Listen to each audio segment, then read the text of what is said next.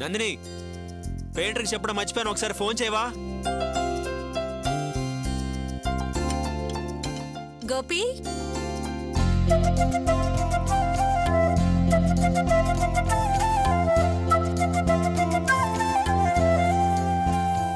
నందిని,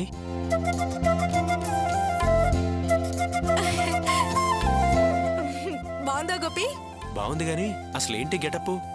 మీతో కలిసి పనిచేయాలంటే మీరు వేసుకున్న డ్రెస్ లాంటిదే వేసుకోవాలి కదా, అప్పుడే నాకు సౌకర్యంగా ఉంటుంది, ఎటువంటి గాయాలు తగలవు. ఇది నీ డ్రెస్సే, లోపలంటే వేసేసుకున్నాను. ఇలాంటి డ్రెస్ నేను కూడా ఒకటి కొనుక్కుంటానే.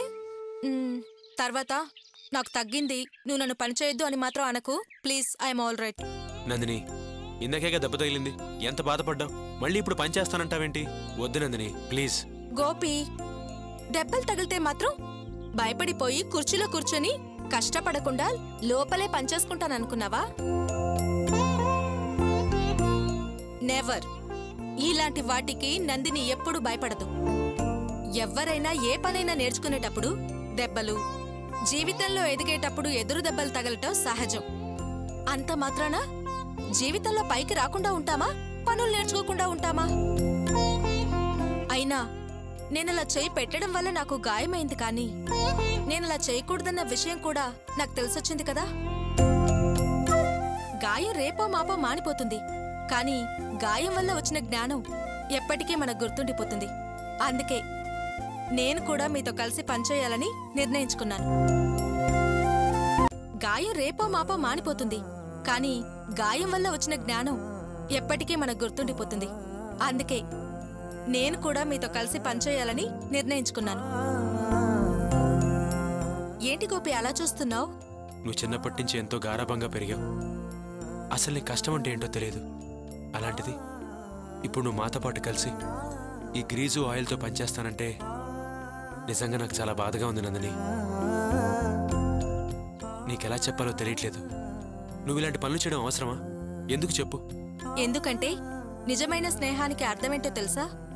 స్నేహితులు కష్టపడేటప్పుడు తనకు చేతనైన సహాయం చేసేవాళ్లు, వాళ్ళు సమస్యల్లో కూరుకున్నప్పుడు వాళ్లకు అండగా ఉండి కొండంత ధైర్యం ఇచ్చేవాళ్లు.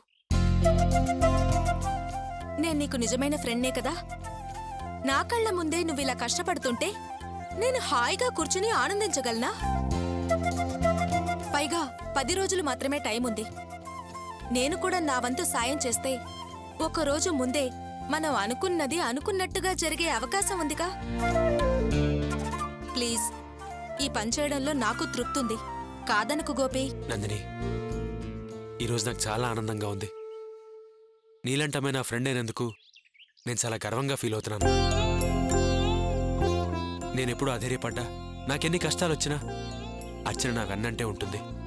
అర్చన తర్వాత నాకంత ధైర్యాన్ని చెప్పి నాతో పాటే ఉంటున్న నువ్వంటే నాకు చాలా గౌరవం నందిని.